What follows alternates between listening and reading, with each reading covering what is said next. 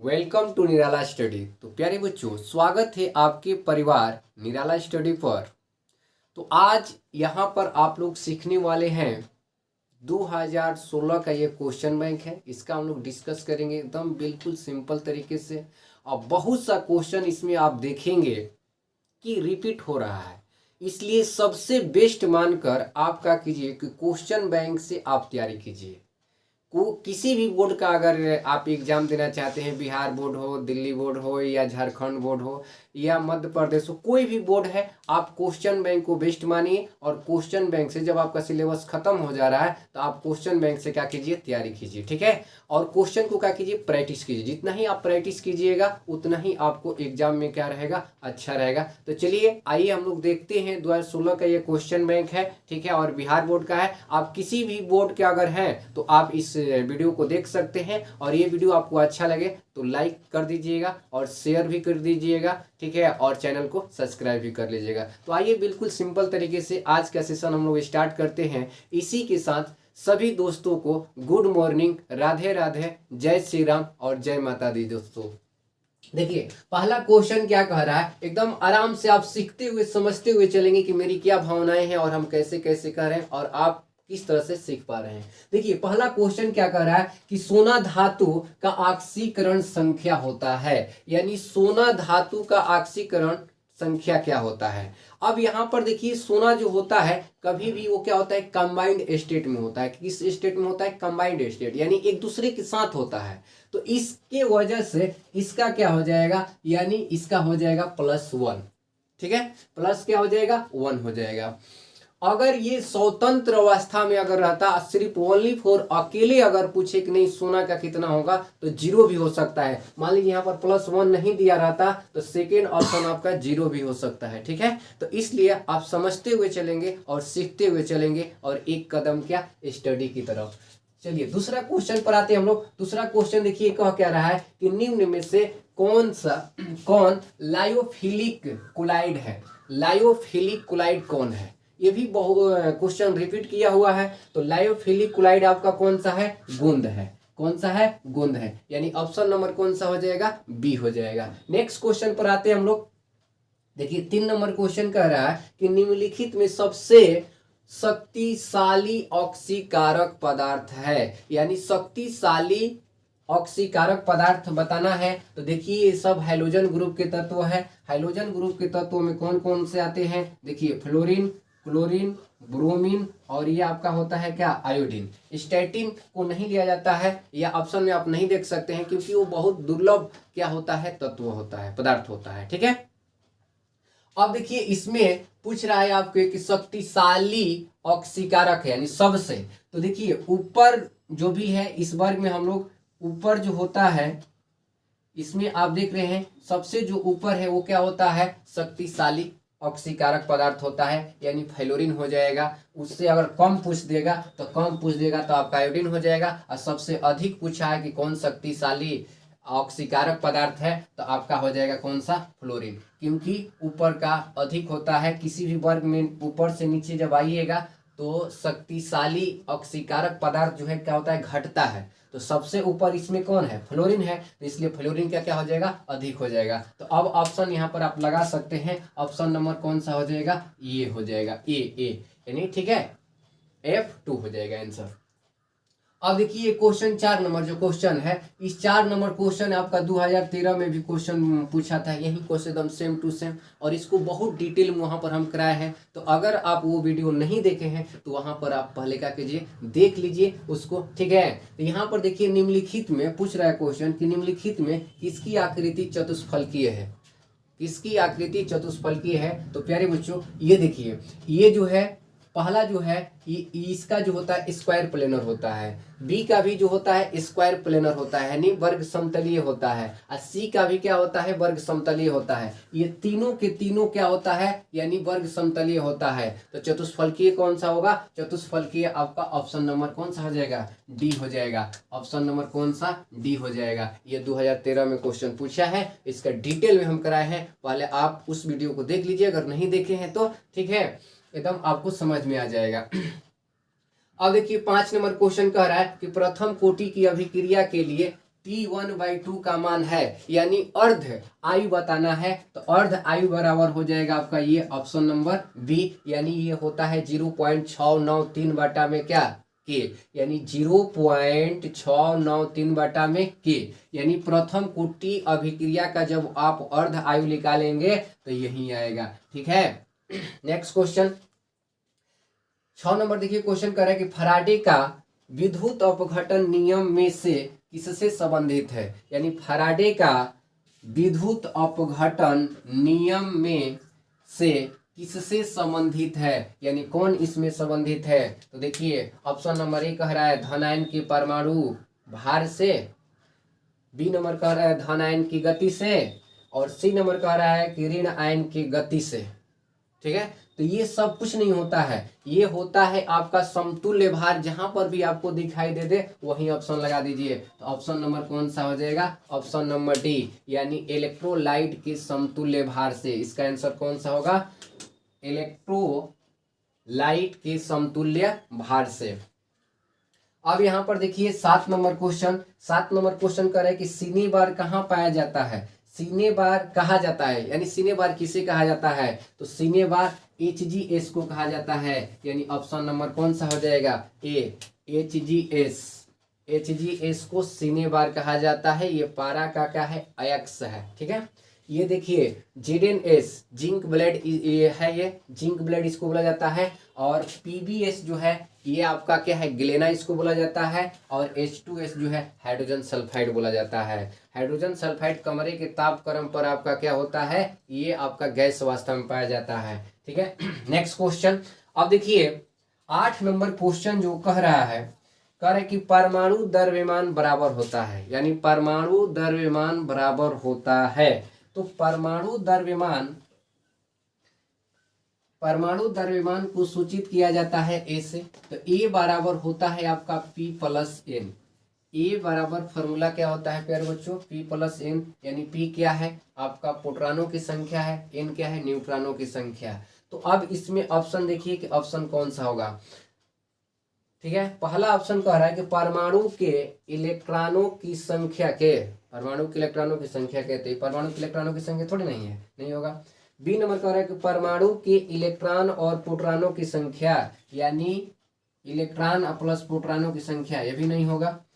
ठीक है, उसके बाद सी नंबर देखिए, कह रहा है कि परमाणु के न्यूट्रॉनों की संख्या और प्रोटॉनों की संख्या।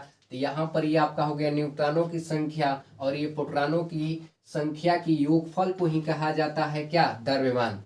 तो ऑप्शन नंबर कौन सा हो जाएगा, ऑप्शन नंबर सी, यानी परमाणु के न्यूट्रॉनों की संख्या और प्रोटॉनों के योगफल के क्या होता है, बराबर होता है, यानी द्रव्यमान संख्या का है।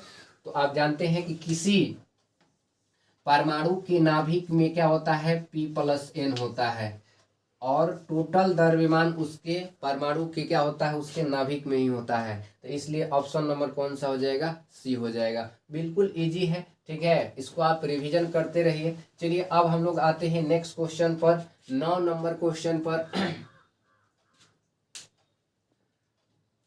देखिए 9 नंबर क्वेश्चन क्या कर रहा है कि बिना बूझे चूना को जब जल में डाला जाता है तो अभिक्रिया होती है, यानी बिना बूझे चूना में क्या किया जाता है, डाला जाता है, तो कौन सा होगा ये आपको समझना है। तो देखिए 9 नंबर क्वेश्चन, यानी यहाँ पर थोड़ा सा आप समझ लेंगे कि इसका रिएक्शन क्या होता है और कैसे होता है। देखिए ये है कैल्शियम ऑक्साइड, अगर इसमें आप जल को क्या कीजिएगा, डाल दीजिएगा, तो ये क्या बनता है, बुझा हुआ चूना बनता है, यानी CaOH का होल ट्वाइस, अब प्लस इसमें से क्या निकलता है, उष्मा निकलता है, प्लस इसमें से क्या निकलता है, उष्मा। तो देखिए कह रहे कि बिना बूझे चूने को जब जल में डाला जाता है, ये इसमें जल डाला जाता है, तो क्या बन रहा है, कैल्शियम हाइड्रोक्साइड बन रहा है। ठीक है, इसी को बुझा हुआ चूना कहा जाता है। तो इसमें से उष्मा निकल रहा है, हीट, उष्मा निकल रहा है, तो उष्मा निकल रहा है तो क्या होगा, उष्मा क्षेपी होगा, क्या होगा, उष्मा क्षेपी। तो इसमें ऑप्शन नंबर कौन सा हो जाएगा, ऑप्शन नंबर आपका हो जाएगा ए फॉर क्या, एप्पल। ठीक है, अब देखिए यहां पर 10 नंबर क्वेश्चन कह रहा है कि डी ऑर्बिटल का आकार होता है, यानी डी ऑर्बिटल का आपका आकार कैसा होगा। तो बिल्कुल आप कंसेप्ट ध्यान रखेंगे कि एस का जो होता है गोलीय होता है, पी का जो आकार होता है आपका डमरूकार होता है, और डी का अगर पूछे तो डबल डमरूकार होता है, उसे डबल डम्बेल बोला जाता है, और एफ का पूछे तो क्या होता है जटिल होता है। तो ये थोड़ा सा कंसेप्ट अगर आप याद रखते हैं तो कहीं से भी अगर आपका क्वेश्चन आएगा बन जाएगा। तो देखिए यहाँ पर हम लोग से पूछा क्या है कि डी ऑर्बिटल का आकार होता है, तो कैसा आकार होता है। तो डी का जो आकार होता है, देखिए एस का गोला होता है, पी का डमरूकार होता है, और डी का डबल डमरूकार होता है, एफ का अगर है तो जटिल होता है। तो यहाँ पर देखिए डी का पूछा है, तो डी का कौन सा हो जाएगा, ऑप्शन नंबर सी, यानी डबल डम्बेल होता है, यानी दो गो डमरू होता है शंकर भगवान वाला। ठीक है, अब यहाँ पर एकदम आराम से समझेंगे, ये आपका हो गया कंसेप्ट। अब देखिए कह रहा है 11 नंबर क्वेश्चन कि कपड़ा धोने का सोडा है, तो कपड़ा धोने का सोडा, इसी को वॉशिंग सोडा भी बोला जाता है, धोबिया सोडा भी इसको बोला जाता है। ठीक है, तो देखिए सोडियम कार्बोनेट और 10 गो H2O को बोला जाता है। तो ऑप्शन नंबर कौन सा हो जाएगा, ए। ऑप्शन नंबर कौन सा हो जाएगा, ए हो जाएगा। अब देखिए यहाँ पर क्षारीय मृदा, नेक्स्ट क्वेश्चन क्या कह रहे हैं कि क्षारीय मृदा धातु का इलेक्ट्रॉनिक विन्यास है। तो क्षारीय मृदा धातु आप कोई भी ले लीजिए, क्षार में मृदा धातु यानी जो मिट्टी में पाया जाता है, जैसे मान लीजिए बेरिलियम ले लिए, मिट्टी में पाया जाता है। कौन कौन से पाया जाता है, देखिए बेटा, मांगे, कार, स्कूटर, बाप, ये होता है राजी। ये सारा का सारा जो है ये इसको बोला जाता है मृदा क्षार धातु। सारा का सारा ये क्या है, मृदा क्षार धातु। किसी एक का आप इलेक्ट्रॉनिक विन्यास बना लीजिए, आपको अंदाजा लग जाएगा कि उसका क्या आएगा। ठीक है, देखिए अगर इसका हम लोग इलेक्ट्रॉनिक विन्यास बनाते हैं तो 1s2 और 2s का आएगा 2 आएगा, 1s2 और 2s का आएगा 2 आएगा। तो इसलिए ये तो n जो दर्शा रहा है ये तो संख्या दर्शा रहा है, तो ये हो जाएगा आपका n। तो NS कितना हो जाएगा, 2 हो जाएगा। NS क्या हो जाएगा, मृदा क्षार दो, देखिए ये कितना आ रहा है, लास्ट में कितना आ रहा है, 2 आ रहा है। तो NS कितना हो जाएगा, 2। तो NS2 देखिए कहाँ पर है, यानी 12 का हो जाएगा आपका ऑप्शन नंबर कौन सा, ए। ठीक है, 12 का ऑप्शन नंबर ए। यहीं पर अगर तू देता कि क्षार धातु के बता दीजिए तो ये हो जाता NS1। अगर यही P ब्लॉक का पूछ देता तो NP क्या हो जाता, 6 हो जाता। इस तरह से आपको कंसेप्ट जानकारी रखना चाहिए। चलिए अब हम लोग नेक्स्ट क्वेश्चन को देखते हैं। ठीक है, नेक्स्ट क्वेश्चन क्या कह रहा है, कह रहा है कि वाहितम विन्यास 3d6 और 4s2 है। अब देखिए बिहार बोर्ड का भी अजब कहानी है, ये तो क्वेश्चन तो दे दिया है लेकिन ऑप्शन में आंसर नहीं दिया है। इसका ऑप्शन 4 को है, इसमें चारों में से कोई नहीं होगा। आप बनाकर देख लीजिए, आपको शॉर्ट हैंड से इलेक्ट्रॉनिक विन्यास हम बताए थे। ये देखिए 3d6 बता रहा है, 4s2 बता रहा है, तो कौन सा किसका हम लोग अगर बनाएंगे तो आ जाएगा। यानी यहाँ पर बिल्कुल सिंपल से आपको ध्यान रखना है। देखिए अब गिरिए गैस कौन सा लेंगे, हीलियम, नियोन, आर्गन। आर्गन कितने नंबर पाता है, 3 नंबर पाता, उसका n बराबर आपका कितना हो जाएगा, n बराबर हो जाएगा आपका 4, आर्गन का ही होगा। तो n आर्गन यहाँ पर ले लेते हैं, 18 हो गया। ठीक है 18, और ये हो जाएगा आपका 4s2 और 3d क्या 6, यही नो दिया है। देखिए 3d6 को पहले दिया है और 4s2 को सजा दिया है, ऐसे दिया है, इसको ध्यान से समझिए। ये हो गया आर्गन 18, 3d क्या 6 और 4s2 दे दिया है। अब कह रहे हैं कि इतना में जो बाहर आ रहा है वो कौन सा इसमें से तत्व होगा। तो कौन से तत्व होगा यहाँ पर आपको आराम से समझना है। देखिए इसको जोड़िए, 18 और 2 कितना हुआ 20 और 6 कितना हुआ 26। तो 26 किसका होता है, एफी का होता है। तो इसमें एफी ऑप्शन होना चाहिए था, जो कि एफी में है ही नहीं है।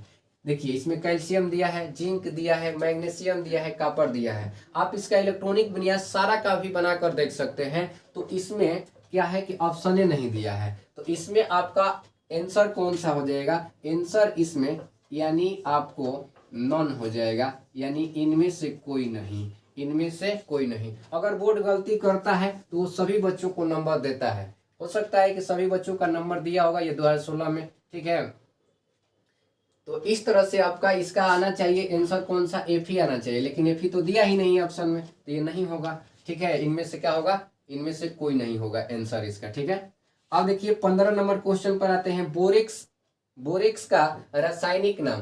तो देखिए इसका बोरेक्स का रासायनिक नाम जो होता है सोडियम टेट्राबोरेट होता है। इसका फार्मूला क्या होता है? फार्मूला इसका होता है Na2B4O7। इसको सुहागा भी बोला जाता है। क्या बोला जाता है? सुहागा। इसको सुहागा भी बोला जाता है। यानी बोरेक्स का रासायनिक नाम है, तो बोरेक्स का रासायनिक नाम हो जाएगा sodium tetraborate. Sodium tetraborate decahydrate भी होना चाहिए, लेकिन नहीं दिया है, तो इतना ही तक हम लोग क्या करेंगे, आंसर लगाएंगे इसको। ठीक है, नेक्स्ट क्वेश्चन। अब देखिए 16 नंबर क्वेश्चन कह रहा है कि बोरान विकर्ण संबंध दर्शाता है। तो विकर्ण संबंध किसको दर्शाता है? ठीक है, इस चीज को आपको समझना है। देखिए इसमें तो आंसर हो जाएगा बोरान किसको दर्शाता है आपका, ये ऑप्शन नंबर हो जाएगा। यहाँ पर देखिए एल्युमिनियम दिया है, कार्बन दिया है, सिलिकॉन दिया है, एसएन दिया है। विकर्ण का मतलब क्या होता है पहले ये समझेंगे आप। देखिए जैसे मान लीजिए कि यहाँ पर ये एक क्या हो गया, वर्ग हो गया, चाहे आयत समझ लीजिए। ठीक है, आयत हो गया। अगर इसको हम लोग यहाँ से इसको ऐसे मिलाते हैं, इसी को विकर्ण बोला जाता है। इसको क्या बोलते हैं? विकर्ण बोलते हैं इसको। ठीक है, इसको क्या बोला जाता है? विकर्ण बोला जाता है। तो विकर्ण बोला जाता है। तो देखिए यहाँ पर इसमें कौन कौन से बोरान किस पास आता है? देखिए ये बोरान हो गया, ये कार्बन हो गया आपका, उसके बाद ये एल्युमिनियम होता है, और ये आपका क्या हो जाएगा, सिलिकॉन हो जाएगा। ये इस तरह से आपको बॉक्स में दिया हुआ रहता है। थोड़ा सा और ये इस तरह से पहले,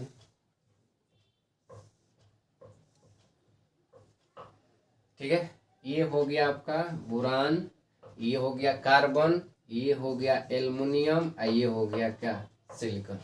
हम लोग का किसका पूछा है? बोरान का पूछा है। कह रहे कि बोरान विकर्ण संबंध दर्शाता है। तो बोरान विकर्ण संबंध किसका दर्शाएगा? देखिए आपको अभी प्रयोग टेबल में भी बताएंगे हम, पहले इसको समझिए। देखिए यहाँ से अगर इस तरह से डायगोनल अगर हम लोग खींचते हैं तो बोरान से सामने वाला कौन सा आ रहा है? सिलिकॉन आ रहा है। तो ऑप्शन नंबर कौन सा हो जाएगा? सिलिकॉन हो जाएगा। यानी ऑप्शन नंबर कौन सा होगा? सी। विकर्ण के मतलब क्या है? इस तरह से विकर्ण काट दिया गया है। ठीक, अब इसको आपको हम प्रयोग टेबल में दिखाते हैं। तो यहाँ पर बोरान का पूछा है ना, तो यहाँ पर आइए, एकदम आराम से समझिएगा प्यारे बच्चों। ठीक है, ये देखिए, ये आपको यहाँ पर दिखाई दे रहा होगा कि ये बोरान है। क्या है? बोरान है। यहाँ पर क्या है? बोरान है। थोड़ा सा बड़ा कर लीजिएगा। ये बोरान है, ये कार्बन है, ये एल्युमिनियम है, और ये क्या है? सिलिकॉन है। तो डायगोनल अगर पूछ रहा है, बोरान का पूछ रहा है, तो बोरान का क्या होगा? सिलिकॉन होगा। अगर सिलिकॉन का पूछता कौन सा हो जाता? बोरान हो जाता। एल्युमिनियम का पूछता कार्बन हो जाता। ठीक है, कार्बन का पूछता एल्युमिनियम हो जाता। यानी यहाँ पर देखिएगा, यहाँ से यहाँ तक, तो ये अगर लिया जाए तो ये क्या होगा? एक वर्ग बन रहा है। इस तरह से अगर हम लोग मिलाते हैं तो इसी को विकर्ण बोलते हैं। विकर्ण संबंध कौन सा दर्शा रहा है? तो बोरान का कौन सा हो जाएगा? सिलिकॉन। और सिलिकॉन का कौन सा हो जाएगा? बोरान। तो इस तरह से भी क्वेश्चन भर भर के एग्जाम में पूछता है, इसलिए आपको ध्यान रखना चाहिए। ठीक है, अब ये देखिए एल्युमिनियम, और एल्युमिनियम का पूछ दे तो कार्बन हो जाएगा, और कार्बन का पूछ दे तो क्या हो जाएगा? एल्युमिनियम हो जाएगा। ठीक है, तो इस तरह से 4 गो कहीं का उठा लेगा और आपसे पूछ देगा कि विकर्ण संबंध यानी रिलेशन कौन दर्शाता है, तो आप समझ गए होंगे। ठीक है, चलिए नेक्स्ट क्वेश्चन पर अब हम लोग चलते हैं। 15 नंबर क्वेश्चन क्या कह रहा है? उष्मा और विद्युत का अच्छा चालक है। उष्मा और विद्युत का अच्छा चालक आपका कौन सा होता है? ग्रेफाइट होता है। कौन सा होता है? ग्रेफाइट होता है। यानी ऑप्शन नंबर कौन सा हो जाएगा? सी हो जाएगा। चलिए नेक्स्ट क्वेश्चन पर, ज़्यादा हम लोग टाइम नहीं लेंगे क्योंकि जल्दी जल्दी करेंगे, क्योंकि बहुत सा क्वेश्चन रिपीट किया गया है और इसमें आपको एकदम याद रखने वाला चीज़ है। देखिए कह रहा है 18 नंबर के निम्न अपरूपों में कार्बन का सर्वाधिक प्रतिशत अधिकतम होता है।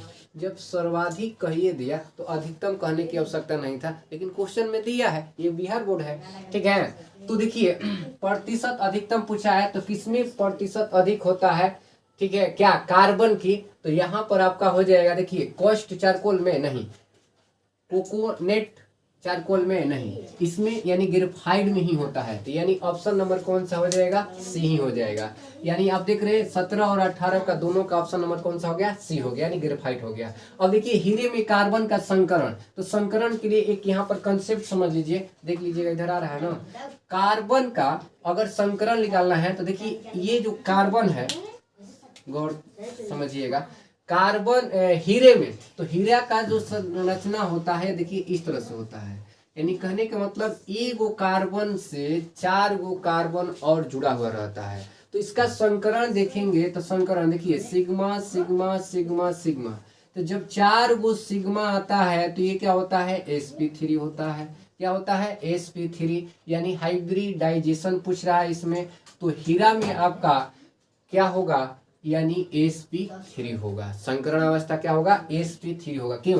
क्योंकि हीरा में एक कार्बन जो है, एक कार्बन से 4 कार्बन क्या होता है जुड़ा हुआ रहता है, तो इसलिए इसका कितना होगा sp3। अगर यहीं पर ग्रेफाइट पूछ देता कि ग्रेफाइट में बता दीजिए संकरण क्या होगा, यानी ग्रेफाइट में ध्यान दीजिएगा, ग्रेफाइट में अगर आपसे पूछ लेता कि ग्रेफाइट में संकरण बता दीजिए, ये भी पूछता है क्वेश्चन, तो इसलिए ध्यान से समझिए, तो इसका हो जाएगा sp2। क्या हो जाएगा sp2 हो जाएगा। हीरा में पूछे तो sp3 और ग्रेफाइट में पूछे तो क्या हो जाएगा sp2। नेक्स्ट क्वेश्चन पर चलते हैं हम लोग। तो नेक्स्ट क्वेश्चन देखिए क्या कह रहा है, कह रहा है कि कार्बनिक यौगिक में तत्व उपस्थित होना चाहिए। कार्बनिक यौगिक में यानी कार्बन कंपाउंड में कौन सा तत्व एकदम अनिवार्य है कि उपस्थित होना चाहिए, तो वो कार्बन है। क्या है कार्बन, यानी ऑर्गेनिक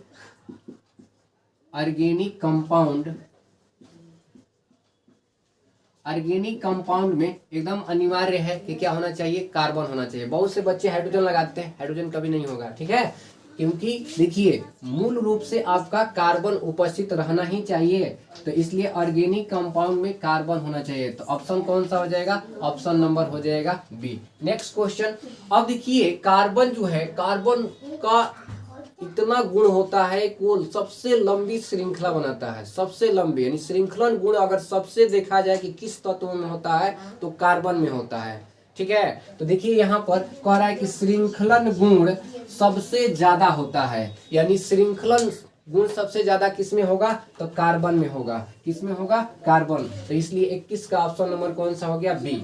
अब यहाँ पर ध्यान दीजिए 22 नंबर क्वेश्चन कह रहा है इलेक्ट्रॉन स्नेही। स्नेही के मतलब क्या होता है, प्यार। क्या होता है, प्यार। प्यार का आप जानते हैं परिभाषा कोई नहीं दे सकता है, क्योंकि प्यार जो होता है एकदम अनंत होता है, क्योंकि लोग अपने मम्मी से भी प्यार करते हैं, पापा से भी प्यार कर सकते हैं, कोई गाड़ी से भी प्यार करता है।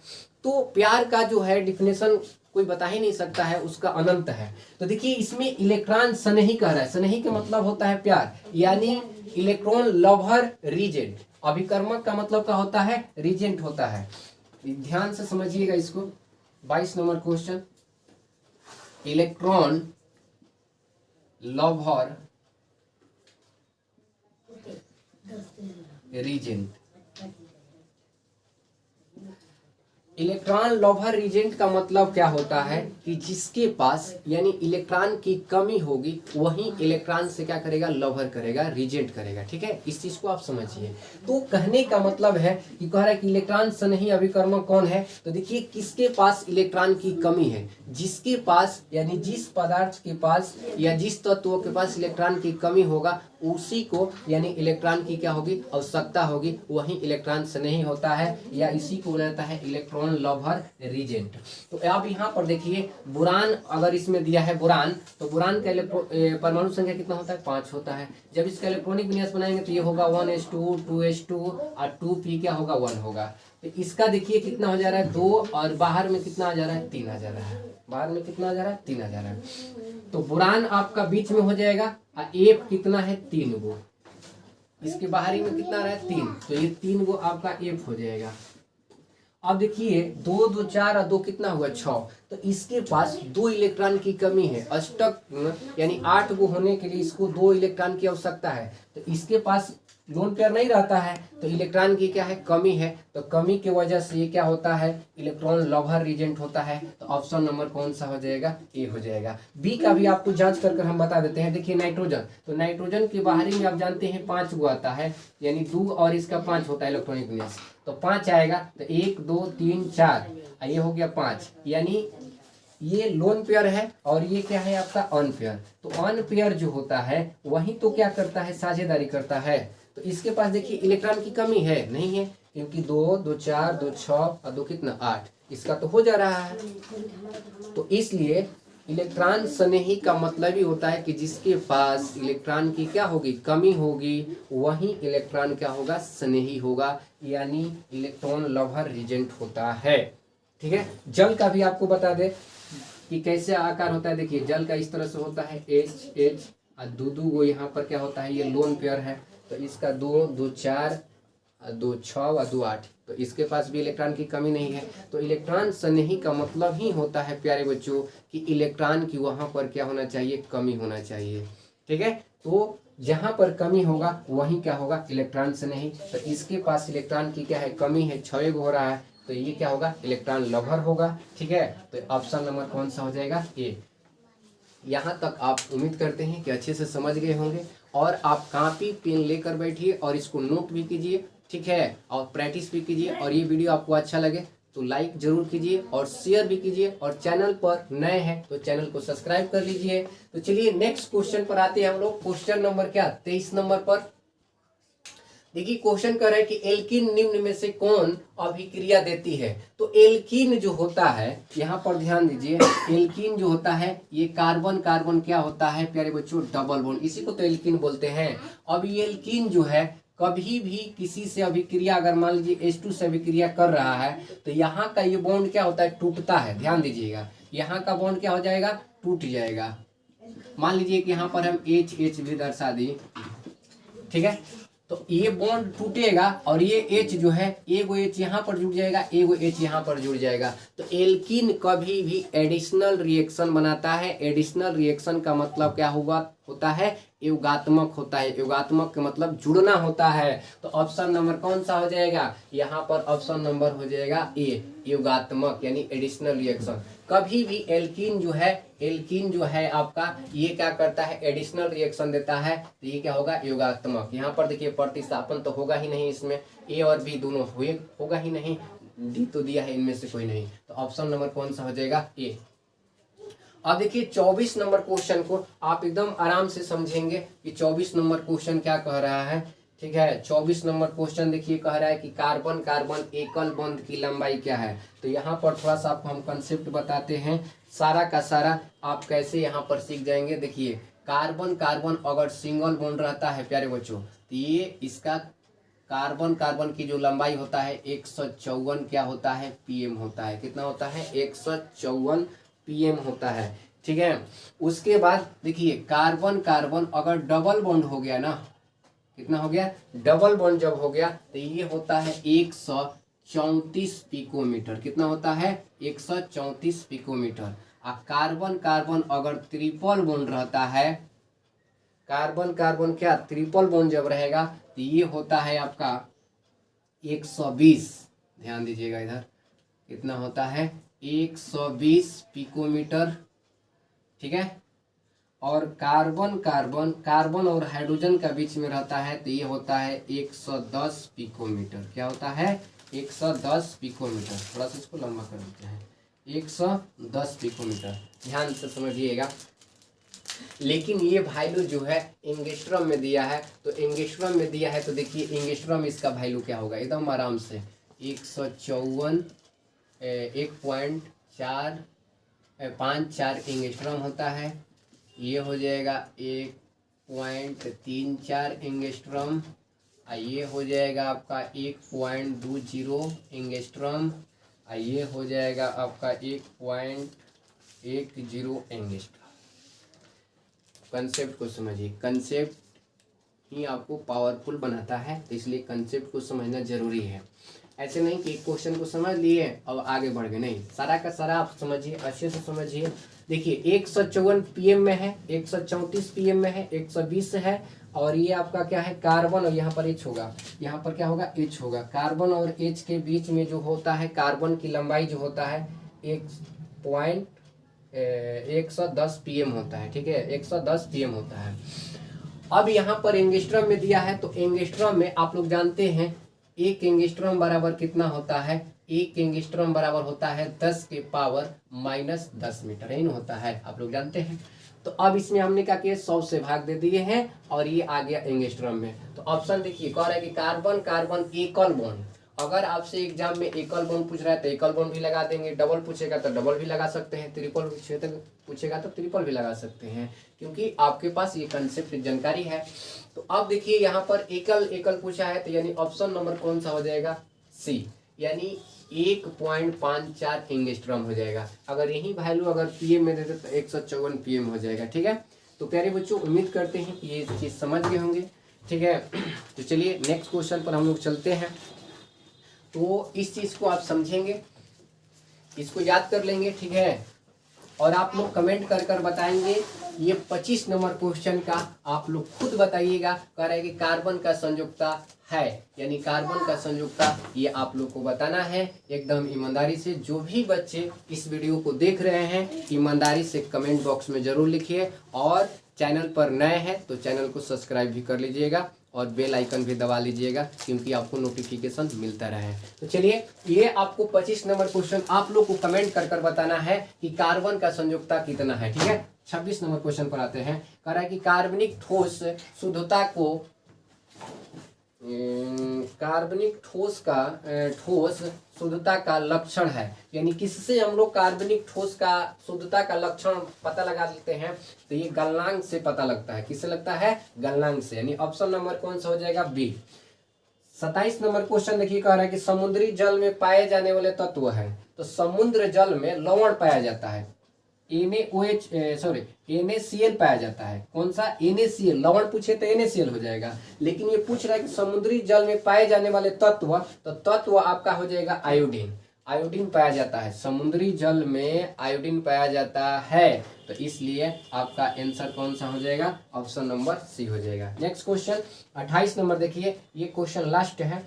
कह रहा है कि CNG में मुख्य रूप से होता है, तो CNG में मुख्य रूप से क्या होता है, सबसे पहले इसका देखिए, इसका जो होता है, पहले आप क्या करेंगे, इसका फुल फॉर्म समझिए कि इसका मतलब क्या होता है। इसका होता है compressed natural gas, compressed natural gas, यानी CNG का फुल फॉर्म होता है कंप्रेस्ड नेचुरल गैस। मुख्य रूप से होता है, तो मुख्य रूप से प्यारे बच्चों क्या पाया जाता है, इसमें मेथेन पाया जाता है। कौन सा, मेथेन। इसको आपको इस तरह से भी दे सकते हैं, यही तो क्या है, मेथेन है। तो मुख्य रूप से और पाया जाता होगा, लेकिन मुख्य रूप से कौन पाया जाता है, मेथेन पाया जाता है। तो आप इसको क्या करेंगे, नोट कर लेंगे, और अपने कॉपी पर क्या करेंगे, नोट करेंगे, लिखते हुए चलेंगे, समझते हुए। तो प्यारे बच्चों आज का सेशन हम लोग यहीं तक रखते हैं। उम्मीद करते हैं कि आप लोग को ये वीडियो अच्छा लगा होगा। तो अच्छा लगे तो लाइक करना मत भूलिए, ठीक है, और शेयर भी कीजिए। तो चलिए आज का सेशन यहीं तक। जय हिंद, जय भारत।